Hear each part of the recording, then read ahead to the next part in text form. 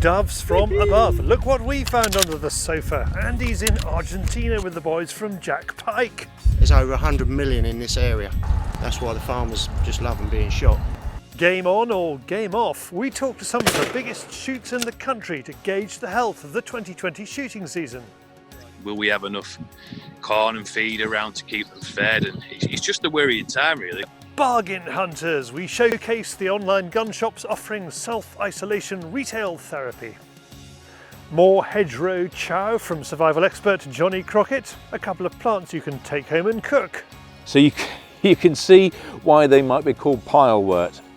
I suppose that the people who publish books don't want it to be called hemorrhoid wort, but you can see that that might be just as good. And Rabbit Mania, we strike a deal with Jaf Jefferson. We get to show some of South Somerset Ferreters' fantastic fast action footage, and in return we're tasked with getting his YouTube channel up to 1,000 subs. Go on, you know you want to. We have news, we have hunting YouTube. Welcome to Fieldsports Britain.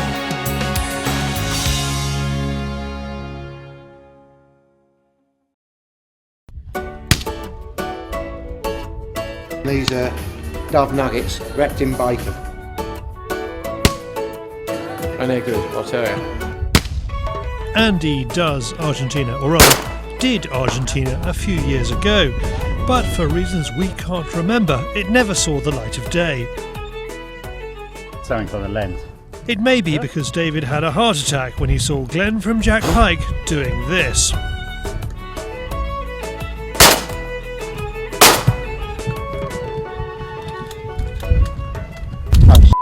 Recording that. Did you get that one? Don't know. I doubt it. I bet you was on the one I didn't shoot at, weren't you? No, I think I might have got that. Yeah? Did you get that one? Don't know. Ain't easy, is it? Nah. Big respect for David. Might have got that one. Yeah. In these interesting times, we are looking at it through different eyes. Jack Pike arranged the dove hunting trip as a thank you to Andy for the work he has done to promote the brand over the years. The team are based in the so-called dove shooting capital of the world, Cordoba. The birds reach plague proportions. How many birds have you got here? You know, in Cordoba province we have 3 very important roosts. One of them is here. We think there is between 1,900 million doves in this nest. Yeah. We have another 2, like I told you before, in the north of the province. Yeah. Those nests are in the middle of the hills, so they are bigger than this one, you know. Yeah. I'm talking about 26,000 hectares of roost in the north roost. Yeah, yeah. This one is around 500 hectares. Yeah. So maybe we are talking about over 300 million doves just in the Cordoba province.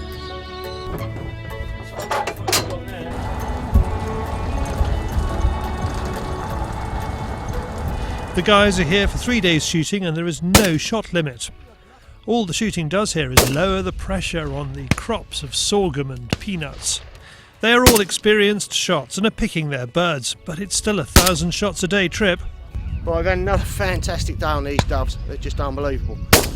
They got a big roost behind us here. They're all flying out to some maize fields over the way there. There's probably fields of maize there. They must be 500, 600, 700 acres. They're just acres and acres of maize. And these doves are going out there and they're feeding on the maize, as you can see. This one's got sorghum and these 2 have got maize, and that's just what these 3 have got. When you think there's over 100 million in this area, that's why the farmers just love being shot. How much grain do they eat in a day per bird? Between 90 and 100 grams per day each. Each. Yes, that's a lot of for grain. that the farmers hate them, you know. Oh, I can imagine. And they love the corn, sorghum, Yeah. sunflower. You know, the local farmers here, they don't plant in sorghum because they eat over the 60% of the plant. They land on the top and eat it. So they cannot pick up anything, you know. Right. So how many clutches of eggs do they have a year? Because the pigeons in They England. They nesting between 4-6 times per year, 2 eggs per time. Yeah. And those babies, they born after 15 days. 15 days. 15 days in this roost for the weather condition, you know, because it's very warm, it's humid, you know. And those little doves, they are ready for fly and nesting after 2 months, 2 months and a half. Yeah. Look at it. Good girl. Back at home, Andy reflects on what was an amazing experience. To him, woodies still reign supreme. Nothing compares with a decent wood pigeon over here, in my eyes. The Rockies in Africa, love them. They're pretty testing. The doves in Argentina.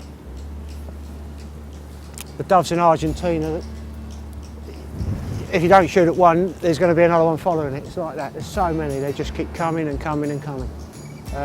Great fun. Really enjoyed it. We all picked our birds. We didn't shoot no low stuff. We was all shooting all good sporting stuff. So, but you won't get nothing more sporting than this here today.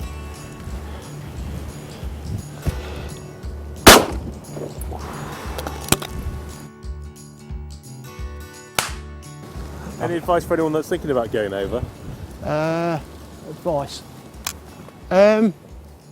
Definitely want a glove. Definitely want a glove for your hand that's holding the gun, because the old barrel does get red hot.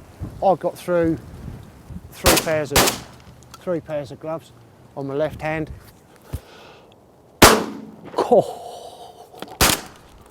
But yeah, just don't go too mad, and make sure you mount your gun properly. Because if you don't, if you mess yourself up on the first day, that'll mess your holiday up. Here comes a foul flight of pigeons. But you didn't take your own gun over? No, I didn't. I used a semi over there. Yeah, it was all right. Cartridges aren't as good as air cartridges, but they do the job. But no, it's great fun. Something I've always wanted to do, and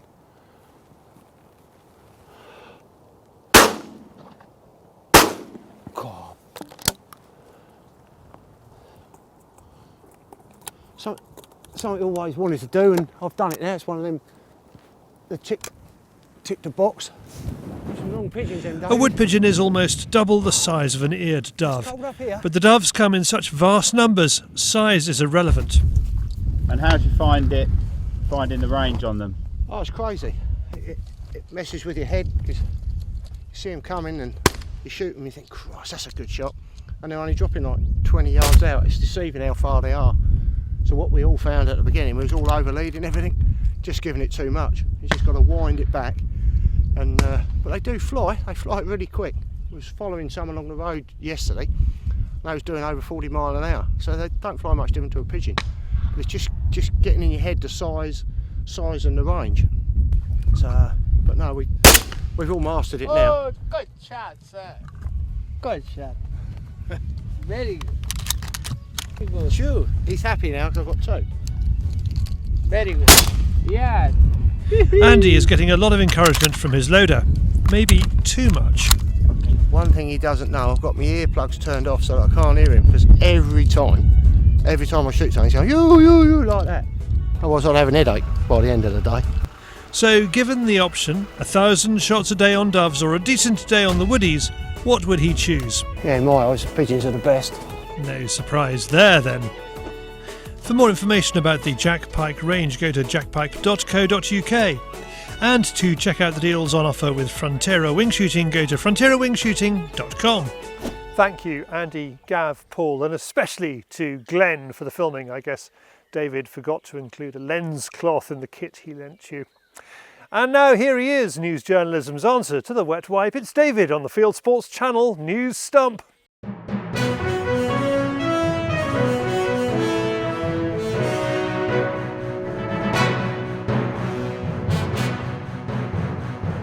This is Fieldsports Channel News.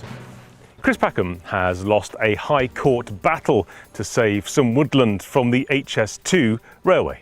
The BBC TV presenter was seeking an injunction to stop work he claimed would cause irreversible and irreparable loss to ancient woods. According to the Daily Mail, Lord Justice Coulson said Packham's application has no real prospect of success, so denied his judicial review request. He added that even if there was a chance of success, it would still have been denied. The injunction focused on preventing clearance of sites including Glyn Davis Wood in Warwickshire. Thanks to Phil Monckton for that. Scottish gamekeepers say they've been ignored by the government's coronavirus funding package. The Scottish Gamekeepers Association says its members are concerned about their livelihoods after First Minister Nicola Sturgeon told shooting businesses and deer parks they would not be eligible for grants. They say the decision breaches their human rights. SGA Chief Executive Alex Hogg says the number of cyclists and walkers visiting land he oversees has quadrupled since the lockdown began. The SGA also criticised lawmakers for passing an amendment to the coronavirus bill in the Scottish Parliament, recommending an end to muirburn. The association accuses anti-grouse moor campaign groups of taking advantage of the coronavirus crisis to try to crack down on grouse shooting. Mass tree planting in the UK could harm the environment if not planned properly. That's the conclusion of a new report from government advisor, the Natural Capital Committee. It points out that peat locks up vast quantities of carbon, but trees dry out peat. This can release more greenhouse gases than the trees absorb. One NCC member, Professor Ian Bateman from the University of Exeter, says the mantra has to be the right tree in the right place. Here's how to win air guns and help the NHS. Birmingham airgun manufacturer BSA launched a raffle and has raised more than £2,000 already. It costs a minimum of £2 to enter and gets you into the draw, with the winners choosing any BSA rifle out of their current range. You choose the rifle, the stock, the calibre, and they'll even personalise it for you. And you can come and collect it from the Birmingham factory. The draw's on the 1st of July, and there's a link in the description below. Meanwhile, 2 gamekeepers in the North Yorkshire Moors are showing their support with this creative moorland management. A Facebook user is appealing for help after 3 of her sheep were killed. Helen Williams Asher is asking people driving around the countryside at night to call police if they hear strange activity in the fields where sheep graze. 3 of her sheep had their throats slit and 5 more were tied up, probably set for the same fate. Helen says a suspect was caught by police and the RSPCA notified. Thanks to Les Bowring for that tip. Farmers can put up signs diverting footpaths. DEFRA has issued new guidelines on public rights of way as people flock to the countryside amid the coronavirus outbreak. The move comes after the National Farmers Union raised concerns about an increased use of footpaths that go through farms and gardens, which could put people who live and work in rural areas at risk. The NFU is also worried about the increased risk to livestock due to more people walking dogs. A farmer has been abused online by vegans for delivering dairy products to the elderly and the vulnerable during the coronavirus pandemic. Vegan activists sent abusive messages to Chris Wilson and his pregnant wife's Facebook page, Streamvale Open Farm, which is based in Northern Ireland. I have no issue if you're a vegan at all, and plenty of people have different dietary requirements for different reasons, but that's your choice. We are doing our best to survive ourselves through this, and to just be slated online is just really, to be perfectly honest. Police have arrested suspects after a break-in at a gun shop. 3 people have been arrested after firearms were stolen during a burglary at the gun shop in Sheffield, but they have not yet recovered the stolen weapons. Police say several items were taken in the break-in at Hardy's Gunsmiths. 2 men, 33 and 38, and a woman of 31 are in custody on suspicion of burglary and handling stolen goods. Cheshire Hunt Sabs have posted pictures of 3 dead foxes, insisting that a crime has been committed. However, Cheshire Police have dismissed the claim. The Sabs say the foxes were killed on playing fields in Macclesfield, but police say the Sabs' claims were factually incorrect, pointing out that killing foxes is not illegal and they were shot on private farmland, meaning the Sabs' additional claim of someone using a firearm on public property was also false. Meanwhile, South Coast Sabs are under fire for abusing Prime Minister Boris Johnson with this post as he recovers from coronavirus in hospital. Here's something to keep you busy during the lockdown. Head over to the Game and Wildlife Conservation Trust website and take the Shoot Operators Test. It's designed to show whether you're up to speed with current best practices and key issues in shoot management, and it's free. The website and GWCT book, The Knowledge, contains all the info you need to pass with flying colours, so it shouldn't be too tricky. A Swedish rabbit farmer has had to close his business because of EU rules. Lee's Ass Gardens, Canada was trying to produce organic rabbit meat, but says new rules forbid free-range rabbits and the animals would have to be locked up in a battery farm arrangement. He adds that his company is regularly targeted by animal rights vandals. Malta's government has approved the spring hunting season for quail. The Maltese government brushed off concerns about the coronavirus outbreak and a lack of police resources. The Antis coordinated a media campaign to persuade the government to cancel the season. 4 Sunday newspapers published full-page adverts in support of bird life, Malta's call to ban spring hunting. Up to 5,000 quail can be shot across Malta and neighbouring Gozo from the 10th of April until the end of this month. However, anyone over 65 or those diagnosed with medical issues such as diabetes or heart problems will not be allowed out, and there are to be no groups of more than 3 people. Hunters in groups of 4 or more will be fined €100 each, and anyone in quarantine caught hunting will be fined €3,000. There will be no turtle dove spring hunt. Thanks to Lucas Mikulev for additional reporting. Safari Club International is campaigning to keep America's hunting seasons open during the coronavirus outbreak. As anti-hunting organisations try to spread fake news that local hunting seasons are closed, SCI is calling on members to petition their state governors, saying hunting was needed now more than ever as it funds more conservation efforts. The SCI says it's important that sportsmen and women can provide themselves and their families and friends with ethically sourced wild game at a time when some fear even going to the grocery store. Belgium is allowing hunting of wild boar from a hide if it prevents damage. The announcement from the Royal St Hubert Club of Belgium comes after a ministerial decree issued in March defining agriculture as an essential activity needed to satisfy people's basic needs. The RSHCB said hunting boar is still allowed when it's protecting agriculture. It adds that hunters will need to show proof of their intentions. A famous wolf has been killed in Canada, upsetting Vancouver wildlife activists. Takaya, the only wolf on Discovery Island, was shot by a hunter, according to CTV News. A local wildlife spotter broke the news after studying the wolf on the island for 6 years. The animal left the island possibly because of a lack of food and was killed about 50 kilometres away. Government conservation officers are investigating. Licensed gun owners and registered gun dealers are not criminals, say prominent Australian politicians. State premiers across the country have closed gun shops, claiming there is a risk of domestic violence, blaming coronavirus hysteria. Feisty Senator Pauline Hanson has written to Queensland's Premier demanding she scrap the over-the-top laws immediately that restricted gun owners and sellers. At the same time, Jeffrey Borman from the Shooters, Fishers and Farmers Party in Victoria has added his 2 cents, pointing out that hunting and fishing are allowed in New South Wales, Australia's most populous state. Staying in Australia, and Victoria's hog deer ballot has been suspended for the rest of the year because of coronavirus.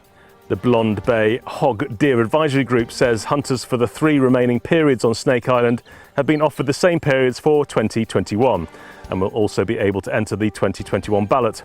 Secretary Simon Webster called it a gut-wrenching decision. Victoria is the only place in the world offering free-range, public land hog deer hunting.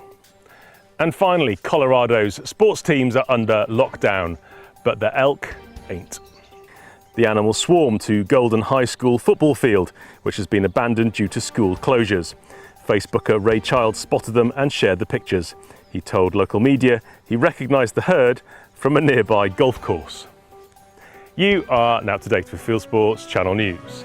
Stalking the stories, fishing for facts.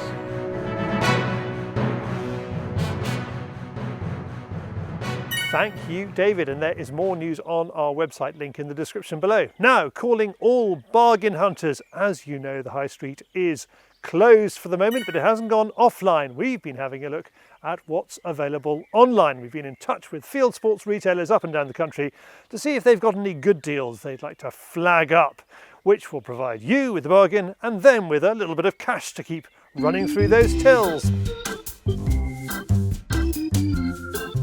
Braces of Bristol has the new Blaser carbon shooting sticks now in stock. Built in carbon or fibre reinforced plastic, they weigh less than a kilo and are priced at £240.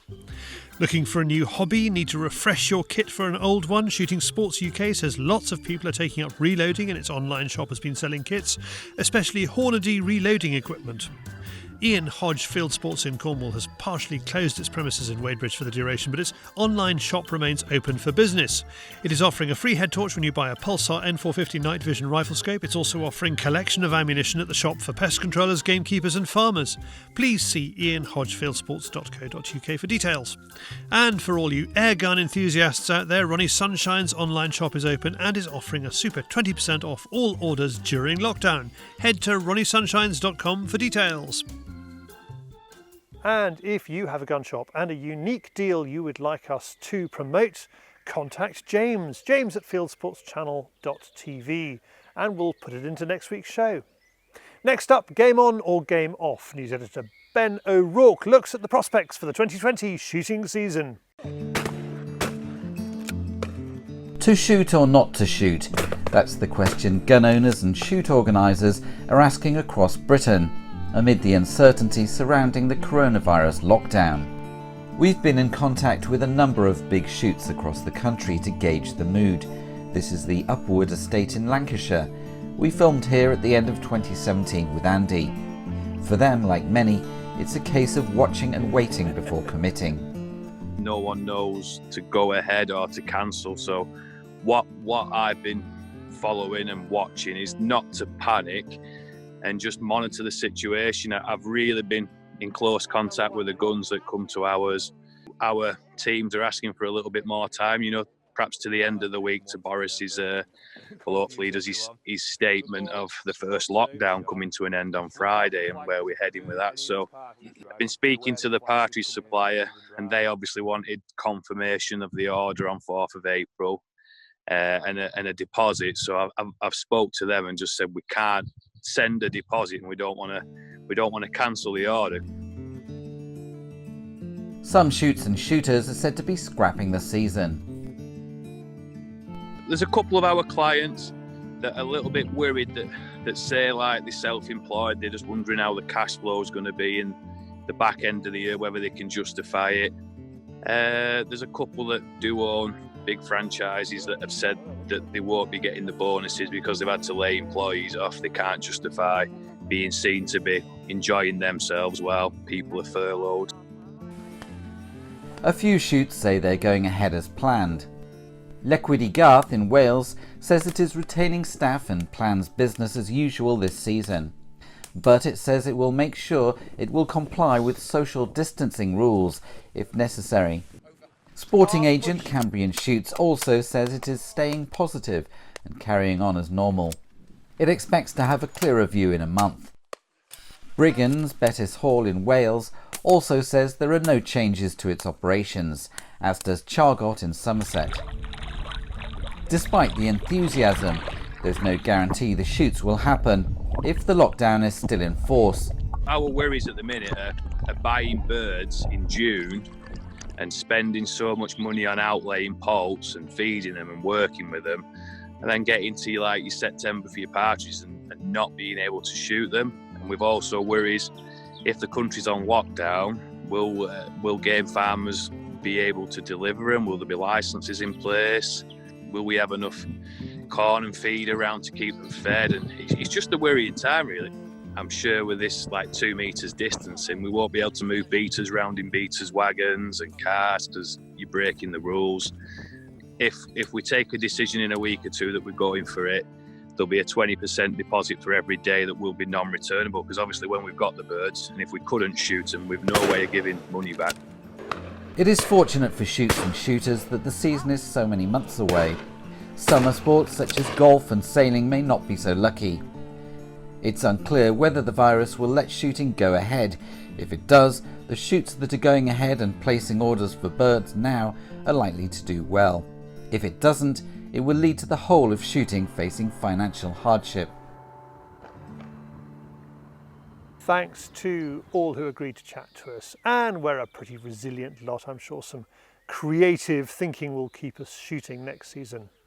Now, the South Somerset Ferreters have got a YouTube channel, and Jaf Jefferson and his girls have come up with some really fabulous footage in the last season. I spoke to him about it.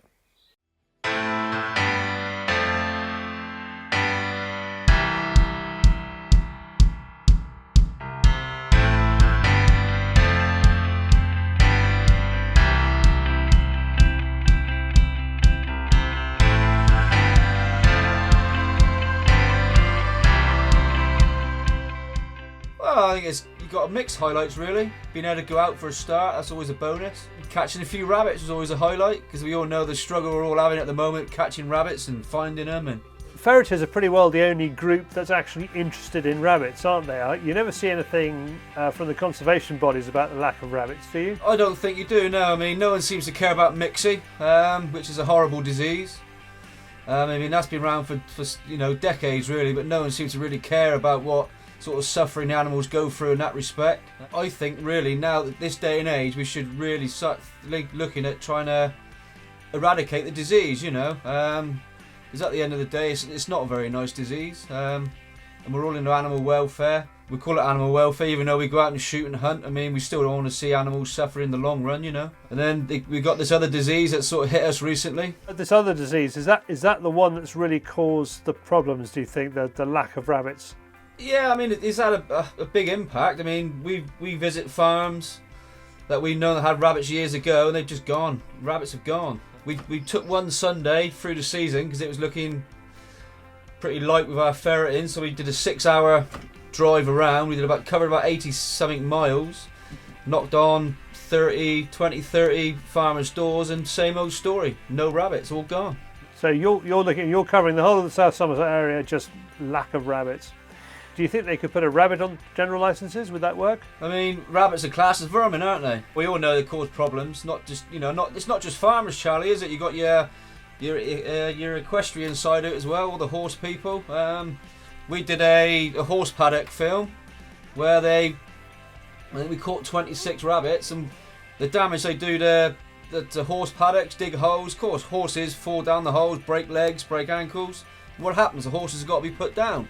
That sort of thing. I mean, rabbits will dig a hole all year round. If the rabbit's on a general licence where you can only kill a rabbit at a certain time of year, there's still horses out in the fields and stuff. They're going to get injured because of rabbits. So I don't think putting them on a general licence will help anyone. No one at all, not really. I mean, they could say general licences for rabbits as long as you're protecting horse paddocks, arable, something like that.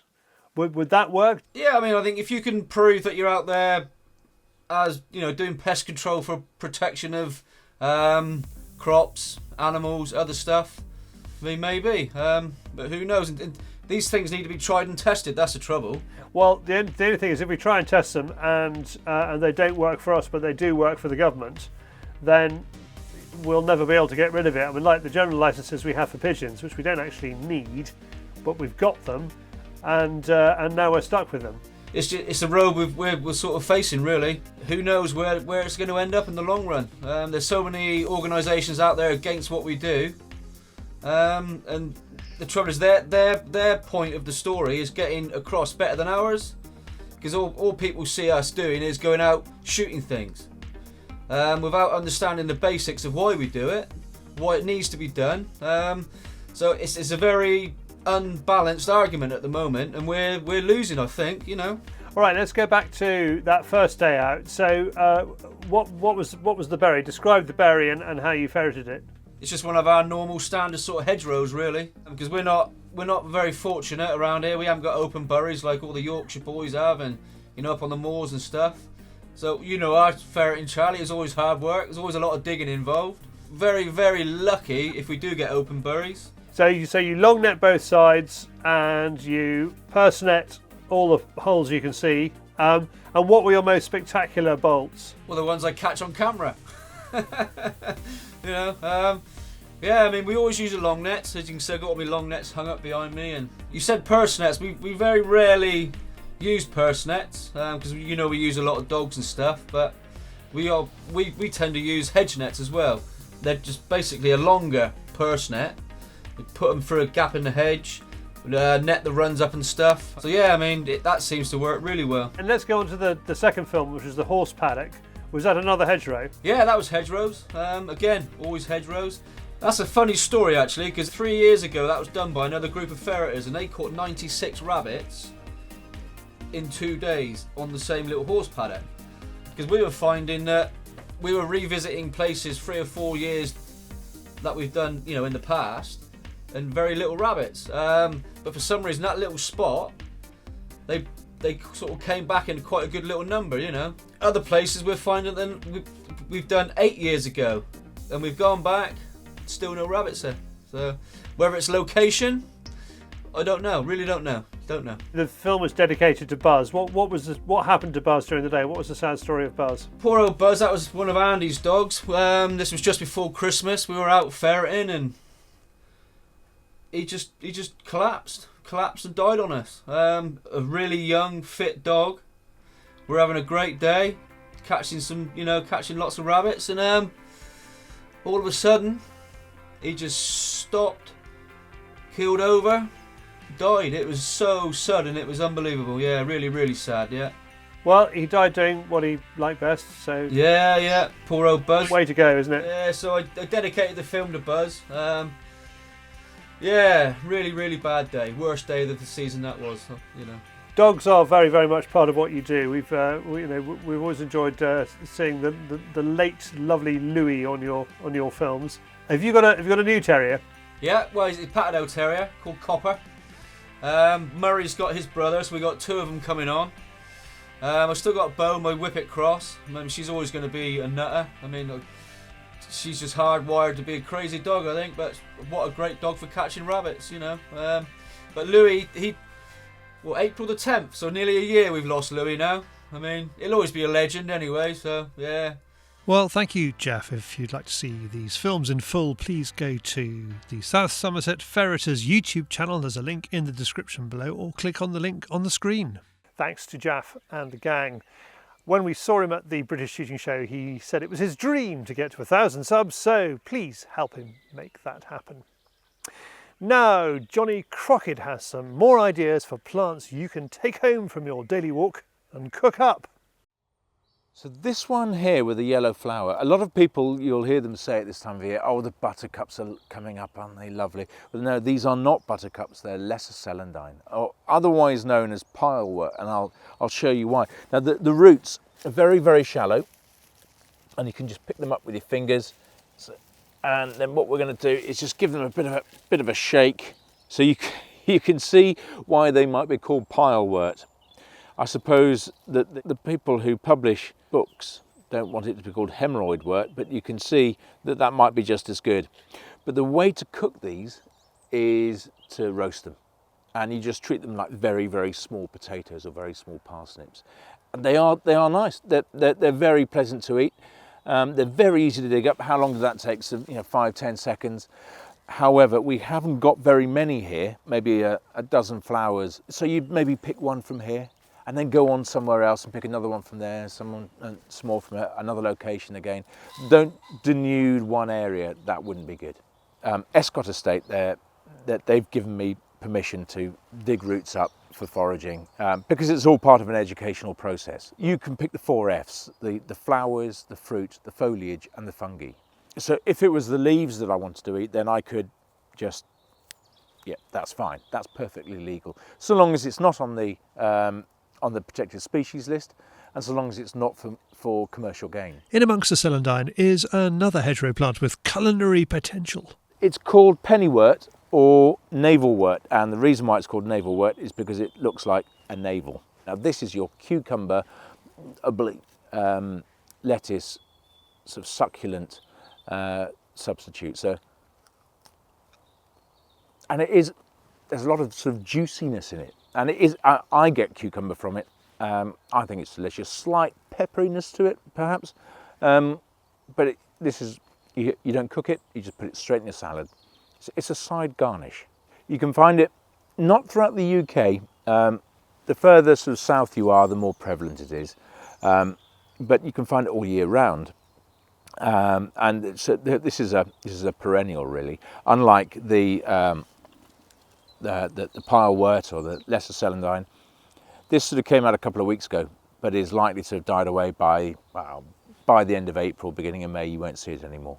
Jonny teaches this kind of stuff on his courses. Visit survivalschool.co.uk for details. Thank you, Jonny. And we filmed that in Devon, and those plants are pretty common across the south of England and fairly common across the whole of the UK. Now from the West Country to the whole of the Western world of hunting and shooting on YouTube, it is Hunting YouTube.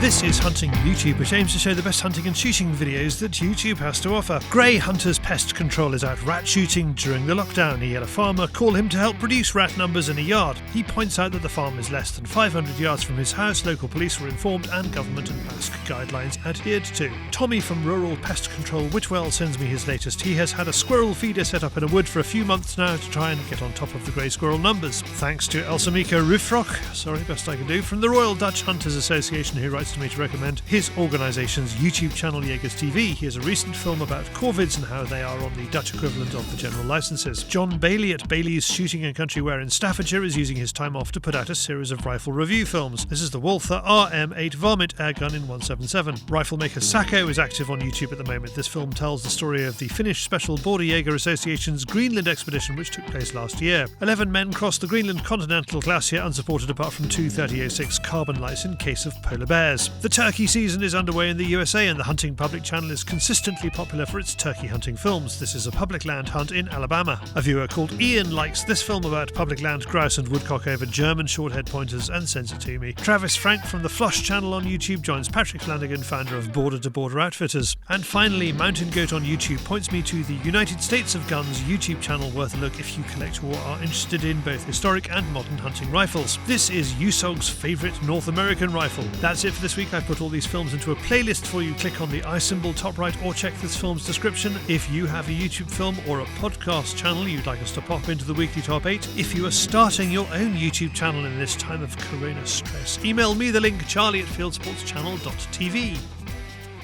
Well, that's it for this week. If you haven't done so already, please pop over to our website, fieldsportschannel.tv. There's a link in the description below. You can click to like us there on Facebook and on Instagram. You can follow us on Twitter, subscribe to us on YouTube, and of course you can pop your email address into our register page and we'll contact you about this show, Field Sports Britain, at 7 p.m. UK time every Wednesday. And you can back us. There's a link to do that. Join the Field Sports Nation in the description below. I will see you next week, and although I can't quite say good hunting, good shooting, good fishing, stay safe, keep well until then.